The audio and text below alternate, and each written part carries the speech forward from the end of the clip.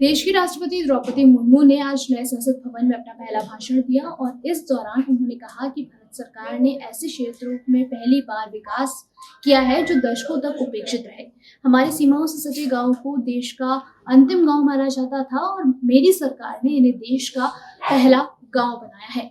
इन गांवों के विकास के लिए वाइब्रेंट विलेज प्रोग्राम की शुरुआत की गई है। इसी के साथ इस वीडियो में हम आज आपको बताएंगे कि आखिर ये वाइब्रेंट विलेज प्रोग्राम आखिर है क्या, जिसका द्रौपदी मुर्मू जो है वो जिक्र कर रही है। सरकार ने ऐसे क्षेत्रों की भी पहली बार विकास से जोड़ा है जो दशकों तक उपेक्षित रहे। हमारी सीमाओं से सटे गांव को देश का अंतिम गांव माना जाता था। मेरी सरकार ने उन्हें देश का पहला गांव बनाया है।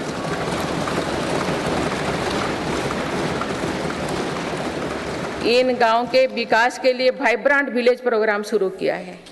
बता दें कि वाइब्रेंट विलेज प्रोग्राम का मुख्य उद्देश्य भारतीय सीमा से जुड़े गांव में विकास को बढ़ावा देने का है। Vibrant village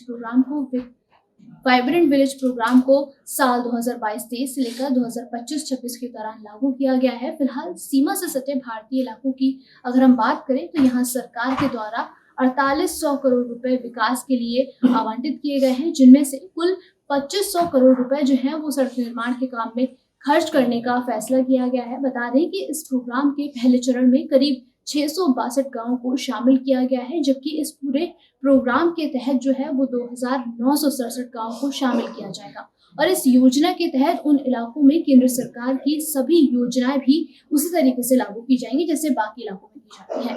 vibrant village programme एक केंद्र प्रायोजित योजना है जिसके तहत व्यापक विकास के लिए अरुणाचल प्रदेश, सिक्किम, उत्तराखंड और हिमाचल प्रदेश राज्यों और केंद्र शासित प्रदेश लद्दाख की उत्तरी सीमाओं से सटे 19 जिलों के 46 ब्लॉकों में 2967 गांवों की पहचान की गई है। पहले चरण में प्राथमिकी के आधार पर 662 गांवों की पहचान की गई है, जिसमें से हम आपको बता दें कि अरुणाचल प्रदेश के 455 गांव, हिमाचल प्रदेश के 75 गांव, लद्दाख के 35, सिक्किम के 46 और उत्तराखंड के 51 सीमावर्ती गांवों को शामिल किया गया है।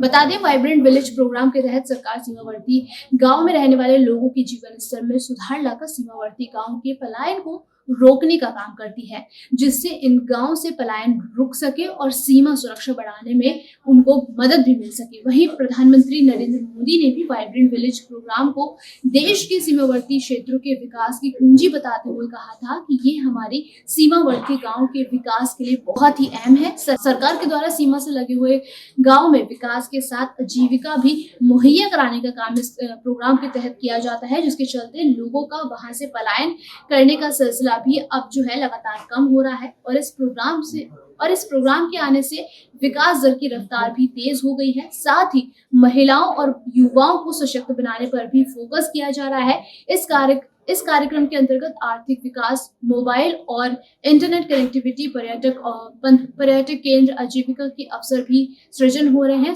बता दें, वाइब्रेंट विलेज प्रोग्राम के तहत एक गांव एक उत्पाद की अवधारणा पर स्थायी इको एग्री बिजनेस के विकास पर ध्यान केंद्रित करने का इस प्रोग्राम के तहत काम किया जाता है। अभी के लिए फिलहाल इतना ही। जल्द वापस आएंगे तमाम जानकारी के साथ। देखते रहिए।